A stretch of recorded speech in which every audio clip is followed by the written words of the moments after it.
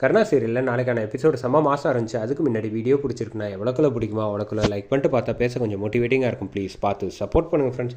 ஜெயந்தியை கார்லேருந்து கீழே இறக்கி விட்டுட்டு இந்த பக்கம் போயிடுறாப்புல நம்ம திவாகர். போனோன்னா இந்த பக்கம் எத்தனையோ தடவை ஃபோன் பண்ணி பார்த்தாலும் ஜெயந்தி சொல்கிறத எதையுமே கேட்காம நீ ரோட்லேயே இருந்து கஷ்டப்படு, அப்போ தான் உனக்குலாம் புத்தி வரும் அப்படிங்கிற மாதிரி கோவமாக சொல்லிட்டு போயிடுறாங்க. இவங்க அழுதுகிட்டே இருக்க சமயத்தில் தான் கரெக்டாக கருணாவும் இந்துமதி 2 பேரும் வராங்க. என்னாச்சு, ஏன் இப்படி ரோட்டில் அழுதுட்ருக்கீங்க அப்படின்னு சொல்கிறப்ப, உனக்கு தான் தெரியுமே அப்படின்னு சொல்கிறப்ப, என்னாச்சு அப்படிங்கிறப்ப, உங்கள் அண்ணன் பாதியிலே என்னை இறக்கி விட்டுட்டு போயிட்டாங்க அப்படின்னு சொல்கிறப்ப, சரி இதெல்லாம் இப்போ ரோட்டில் நின்று பேசிகிட்டு இருந்தால் சரியாக வராது. ஏற்கனவே இவளை வீட்டுக்கு தெரியாமல் வந்திருக்கேன். நான் முதல்ல உங்களை ஆட்டோவில் அனுப்பி விட்றேன், நீங்கள் போங்க, அதுக்கப்புறமா எதுவாக இருந்தாலும் பார்த்துக்கலாம் அப்படின்னு சொல்லிவிட்டு இந்த பக்கம் கரெக்டாக ஆட்டோவில் ஏற்றிட்டு இவங்களும் பைக்கில் பின்னாடியே வந்துட்டுருக்காங்க.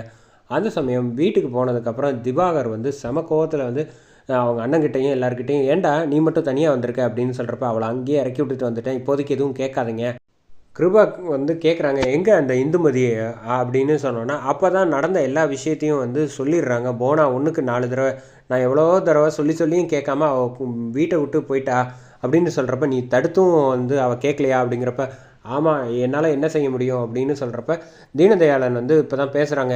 இங்கே பாருப்பா, அவங்க சொல்கிறதெல்லாம் மாற்றி 1க்கு 10 திரிச்சு சொல்கிறாங்க. அப்படி கிடையாது, அவள் அக்காவுக்கு உடம்பு சரியில்லை, அதனால் அவள் போய் பார்க்க போயிருக்கா, நீ முதல்ல புரிஞ்சுக்க அப்படிங்கிறப்ப, 1000 விஷயம் இருந்தாலும் அவள் நம்மக்கிட்ட சொல்லிட்டு போயிருக்கணும். நம்மளை மீறி போனது தப்பு தான், அவள் வரட்டும் நான் பார்த்துக்கிறேன் அப்படின்னு, நான் சொல்கிறத கேளு அப்படின்னு, நீங்கள் இந்த விஷயத்தில் தலையிடாதீங்க அப்படின்னு ஆரம்பத்திலே நான் சொல்லியிருக்கேன் அப்படின்னு சொல்லிட்டு தீனதயாளனை தடுத்துடுறாங்க.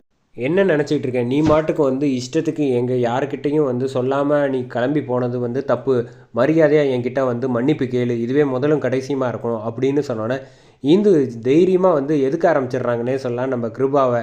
இங்கே பாருங்கள், தப்பே செய்யாமல் இருக்கிறதுக்கெலாம் என்னால் மன்னிப்புலாம் கேட்கவும் முடியாது, கேட்கவும் மாட்டா இந்த இந்து அப்படின்னு சொன்னோன்னே செம மாஸ்க் காட்டுறாங்கன்னே சொல்லிடலாம். 2 பேரும் நேருக்கு நேர் மோதிக்கிறாங்க. அதையும் பார்த்துடலாம் அப்படின்னு சுகுணாவை கூப்பிட்டு சத்தம் போடுறாங்க. இங்கே பாரு, இனிமே இவகிட்ட நம்ம பொண்ணு பேசவே கூடாது, இப்போ நல்லா புரிஞ்சுக்க. சித்ராவுக்கு நான் நாளைக்கே நிச்சயதார்த்தம் பண்ணுறேன், மாப்பிள்ளையை வர சொல்கிறேன், இவ கூட இருந்து பேச ஆரம்பித்தானா அவளும் இதே மாதிரி திமிராவை நடந்துக்க ஆரம்பிச்சிருவா, அது இன்னொரு வீட்டுக்கு போகிறப்ப சரியாக இருக்காது அப்படிங்கிற மாதிரி சொன்னோன்னா, போனா கரெக்டாக 1க்கு 4 சொல்கிறாங்க. மறுபடியும் இங்கே பாரு, அதான் ஒரு தடவை சொல்லிட்டேன்ல, என்கிட்ட திரும்ப திரும்ப சொல்லாத, நான் பார்த்துக்கிறேன் போ அப்படின்னு சொன்னோன்னா, என்னடா பண்ணுறது அப்படின்னு சொல்லிகிட்டு இருக்கப்ப, சித்ராவுக்கு ஒரு புடவையை எடுத்து கொடுக்குறாங்க. போனாக்கு போய் கொடுக்குறாங்க. மாடியில் போய் புடவை கொடுத்தோன்னா நிச்சயதார்த்தத்துக்கு தேவையான எல்லாமே ஏற்பாடு பண்ணிகிட்டு இருக்காங்க. சந்தோஷமாக ரெடி ஆக வேண்டியதானே, அதை விட்டுட்டு ஏன் இப்படி வருத்தப்பட்டுக்கிட்டு இருக்க, சரி நீங்கள் கொஞ்சம் வெளியில் போங்க அப்படின்னு சொல்லிட்டு இந்த பக்கம் கதவை தாப்பா போட்டுக்கிறாங்க.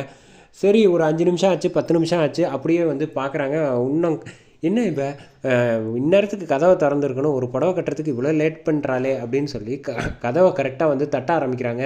அப்போ தான் கரெக்டாக இந்துவும் சரி கருணாவும் சரி 2 பேரும் வராங்க. வந்தோடனே என்ன ஆச்சு அப்படின்னு சொல்கிறப்ப, போனா சொல்கிறாங்க, நானே ஒரு 10 நிமிஷமாக வெளியில் கதவை தட்டிக்கிட்டு இருக்கேன், இவன் திறக்க மாட்டேங்கிறா, முதல்ல என்னென்னு பாருங்கள் அப்படின்னு சொல்கிறப்ப இந்து தட்டுறாங்க, நீ கொஞ்சம் நவுறு அப்படின்னு சொல்லிட்டு கருணா கதவை டக்குன்னு இடித்து திறந்துடுறாங்க.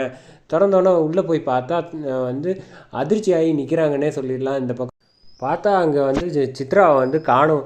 என்ன இது, எங்கே இருப்பா அப்படின்னு சொல்கிறப்போ கொடுத்த புடவையும் காணும், கரெக்டாக ஜன்னல் திறந்துருக்கு, ஒருவேளை கோச்சிட்டு வீட்டை விட்டு போயிட்டாளா அப்படின்னு சொல்கிறப்ப, இல்லை இருக்காது, இங்கே தான் இருப்பா, அவசரப்படாதீங்க அப்படின்னு சொல்கிறப்ப, எப்படி நான் போய் முதல்ல மாமா கிட்ட போய் சொல்கிறேன் அப்படின்னு சொல்லிட்டு இந்த பக்கம் கரெக்டாக கிளம்பி போகிறாங்க. போனாவை தடுத்து நிப்பாட்டுறாங்க. இங்கே பாரு, அவசரப்பட்டு எதுவும் சொல்லாத அப்படின்னு சொல்லிட்டு கருணா சொன்ன முடியாது அப்படின்னு, உன்கிட்ட தானே பொறுப்பை கொடுத்துருக்காங்க, அவளை அழைச்சிட்டு வரணும், அவள் காணுன்னா ஒன்றை தான் போட்டு அடிப்பாங்க, பரவாயில்லையா அப்படின்னப்போ, வேண்டாமாம்மா, எப்படியாவது நீ தான் கண்டுபிடிச்சி அவளை அழைச்சிட்டு வரணும் அப்படிங்கிறப்ப, கொஞ்சம் என்னை யோசிக்க விடு அப்படின்னு சொல்கிறாங்க. கீழே கரெக்டாக கேட்க ஆரம்பிக்கிறாங்க, என்ன ஆச்சு, ரெடி ஆகிட்டாளா அப்படின்னு சொல்லி சித்ராவை சொன்னோம். இப்போ நான் என்ன சொல்லி சமாளிக்கிறது, ரெடி ஆகிட்டு இருக்கான்ங்கிற, போய் சொல்லு மாமா கிட்ட அப்படின்றப்ப, என்னது நான் போய் சொல்லணுமா அப்படின்னு, அப்புறம் இந்து சொன்னாவா கேட்பாங்க, நீ தான் போய் சொல்லணும் போ அப்படின்னு சொன்னால், முடியாது மாமா அப்படின்னோடனே கிருபா கிட்ட போய் சொல்லி சமாளிக்கிறதுக்காக போனா போகிறாங்க. ரெடி ஆகிட்டு இருக்கா, அதை வந்துடுவா அப்படிங்கிறப்ப, சரி சட்டுப்புட்டுன்னு ஆகட்டும், மாப்பிள்ளை வீட்டிலேருந்து எல்லோரும் வந்துட்டுருக்காங்க, பலகாரம்லாம் சுட்டாச்சான்னு போய் பாரு அப்படின்னு சொல்லி இந்த பக்கம் ஜெயந்தியை சொன்னோன்னா சரின்னு சொல்லிட்டு இந்த பக்கம் ஜெயந்தி போய் வந்து சாப்பாடெல்லாம் வந்து ஸ்வீட்டு என்னென்னலாம் செய்யணுமோ அது எல்லாத்தையும் வந்து தட்டில் வச்சு ரெடி பண்ணிக்கிட்டு இருக்காங்க.